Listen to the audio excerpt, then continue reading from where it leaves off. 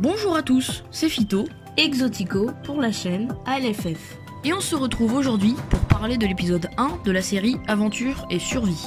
On va vous parler d'un sport un peu particulier, la pêche. Déjà, pour ceux qui ne le savaient pas, oui, la pêche est aussi praticable en loisir, et ce n'est pas que pour les pêcheurs qui en font leur métier. À condition d'avoir un petit budget, la pêche est même un très beau sport où l'on va explorer divers spots et où, dans le plus grand silence, on va traquer et comprendre les poissons. Il existe plusieurs types de pêche, la pêche en mer et la pêche en eau douce.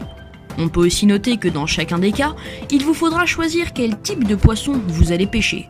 Cela peut être des carnassiers comme les brochets et les perches, dont on va parler juste après, mais cela peut aussi être des poissons herbivores comme les poissons perroquets et les poissons chirurgiens. De plus, il y a la pêche au coup, la pêche au flotteur et la pêche à fond, pour ne citer que les plus connus. La pêche au coup consiste à lancer et à remonter la ligne sans arrêt, un leurre y est accroché et le fait de mouliner va l'animer et berner les poissons. La pêche au flotteur est sans doute la plus connue. Elle consiste à lancer sa ligne avec un flotteur accroché dessus et à attendre. Si le flotteur coule, c'est qu'un poisson a mordu. La pêche à fond est une sorte de pêche au leurre, mais l'on doit plomber la ligne pour qu'elle coule et racle le fond, pour imiter certains poissons et ainsi appâter les carnassiers. Mais au fait, nous parlons de carnassier. Mais un carnassier, savez-vous ce que c'est ? Eh bien, c'est un poisson carnivore qui se nourrit d'autres poissons, de phytoplancton et parfois même de petits mammifères, comme les canards ou les ragondins. Nous allons maintenant vous parler des principaux poissons que nous pouvons trouver en France et en eau douce. Pour celles et ceux qui veulent plus de précision sur les poissons de mer, dites-le nous en commentaire. Et si notre contenu vous plaît, n'hésitez pas à liker et à vous abonner pour plus de vidéos.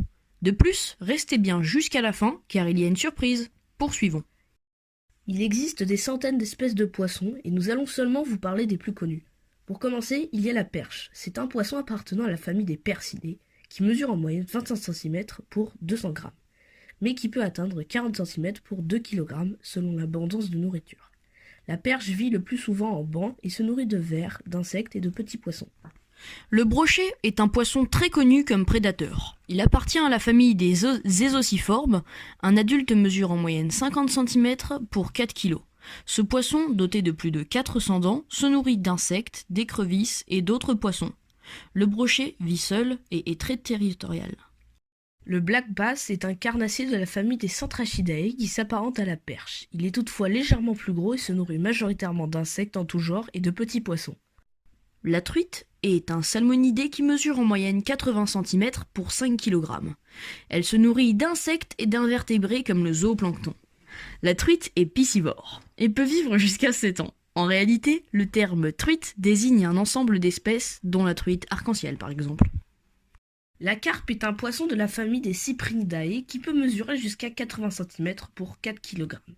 Elle se nourrit essentiellement de mollusques et de débris végétaux, ainsi que de plancton. Elle est omnivore. La pêche est pratiquée par environ 1 500 000 pratiquants rien qu'en France. En mer, en rivière ou encore dans les lacs et les étangs, ces spécialistes et ces novices parcourent le territoire sans relâche, à la recherche de poissons toujours plus imposants pour se nourrir ou pour le plaisir.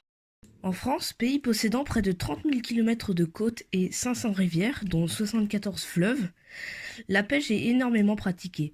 Pour pratiquer la pêche, il vous faudra prévoir une petite centaine d'euros pour débuter.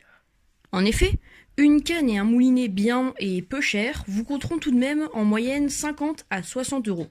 Puis, il vous faudra du fil, des leurres, des plombs, ainsi qu'une épuisette si vous pêchez souvent. Le total de ces accessoires monte à environ 40 ou 50 euros, mais ce n'est que le strict minimum. Personnellement, je me suis tourné vers Decathlon pour acheter mon matériel pour débuter, et je suis extrêmement satisfait du rapport qualité-prix.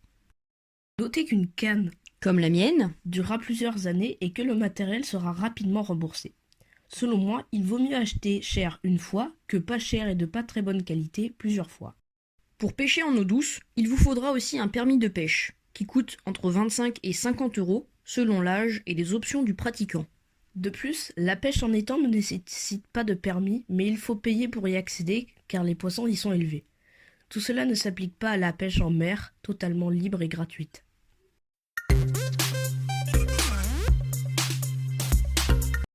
Pour effectuer un lancer correctement, Il faut d'abord que vous mainteniez votre fil avec vos doigts contre la canne à pêche comme ceci. Ensuite, déverrouillez le pick-up avec votre autre main et vous pouvez lancer. En lançant, lâchez votre main qui tenait le fil, puis fermez le pick-up. Vous pouvez mouliner. Bonne pêche. Voilà, cette vidéo est terminée. Si elle vous a plu, n'hésitez pas à liker et à vous abonner. Et si vous avez des questions, Les commentaires sont là pour ça. Au revoir.